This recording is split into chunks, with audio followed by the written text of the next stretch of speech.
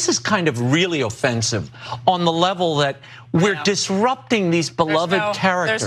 There's no innocence. You can't have a moment of just fun without an agenda. I'm waiting for them to tell us that Scooby and Shaggy shared more than a Scooby snack in that, mystery mobile. They shaggied up or shacked up. Well, whatever it was. But what other beloved characters are they going to sexualize next, Laura?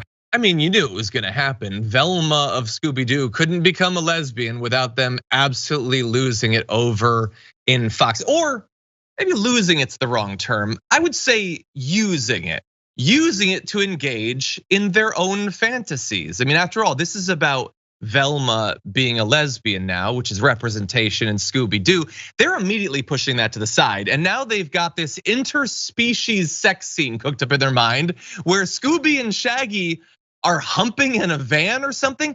But see, Fox, this is why I love these changes, because it invites the viewer, draws them in to create their own erotic art in their own minds. Think about how much fun you're having right now, Laura Ingraham. Think about whatever that dude's name is. Think about how turned on you are by the imaginations that you've unleashed. Going forward, and out of control. What a radical organization decides to put together and eliminate children's books from a brilliant author that has helped spread the word of reading and the love of reading around the globe. And we're going to let one group decide that it's not worthy of our eyes and our kids. That's a travesty. We got to put the brakes on. People are too scared. They don't want to be involved in all of this, so they'd rather just cancel it all. And listen, got to stand for something. Well, the places we will go, the places we are going in this country right now. The places we will go. Okay, so this is why they need a little bit of, I guess, effective pushback.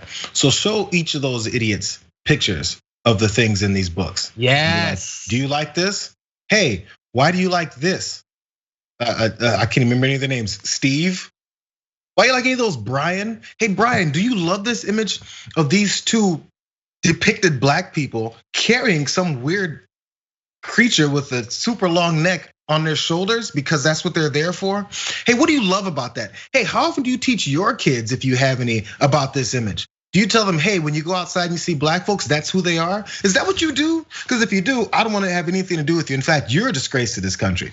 Why is it? It's like, it's of course, it's why they have their conversations in their own enclosed circles there, so they don't have any kind of pushback like this. So that the other side, obvious side of this discussion is absolutely not had. It's just, oh, look at them canceling Dr. Seuss again. Is this, are you saying that's all Dr. Seuss was, right? Because you said this is all it has to do with anything, because he's been canceled. You can't find anything of Dr. Seuss ever again. And the love of reading just doesn't exist without Dr. Seuss. There's no other author in the world but Dr. Seuss. Hey, my child, if he doesn't read Dr. Seuss, he just doesn't know how to read.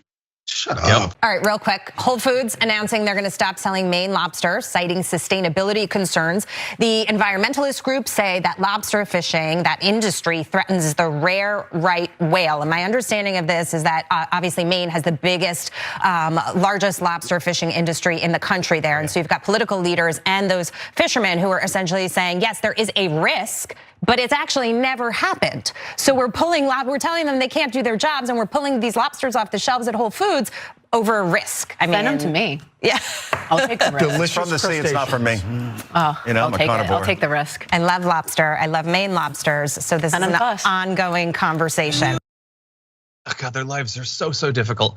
What they're talking about there is the fact that Whole Foods has temporarily decided not to sell lobsters from Maine after two different sustainability organizations have threatened to withdraw their endorsements from the lobster fishing industry in the US over the fact that there is a risk to rare North Atlantic right whales. There are believed to be just 340 of these animals in the world. One would think not wanting them to die would be like reasonable, but to those hosts, no. And they also stated there that there is no actual risk, that the organizations are wrong, as if neither the organizations nor Whole Food actually looked into this before making this decision. But you can see here in this tweet from just September of this year, a right whale named Snow Cone, because yes, they can be individually named because there's only 340 of them in the world, was caught in a net there and believed to be in poor health. So Look, this is partially caused by climate change, which is changing the migratory routes and timing for these, as well as many other animals.